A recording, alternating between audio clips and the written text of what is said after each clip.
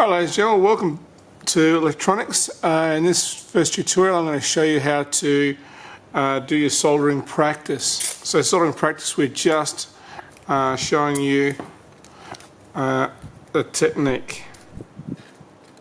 Oops. So I'm going to use a bit of masking tape here just to hold my components steady so they don't move. That's always a good idea when you're trying to solder things together that might move. Use a bit of masking tape to hold it in place. So I've got my soldering iron. I'm going to add a little bit of solder to the tip, and that's going to create my heat bridge. So I've got a little bit of solder.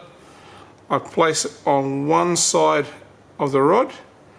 I hold it there for about 5 seconds. 4, 3, 2, 1. And that little bit of solder is going to create a heat bridge. I'm now going to put my solder on the opposite side of the wire until it melts and it comes through to it. 1 1000, 2 1000, take it off, clean my solder and check it. Alright, so that's a simple process we've got there. Once it's cooled,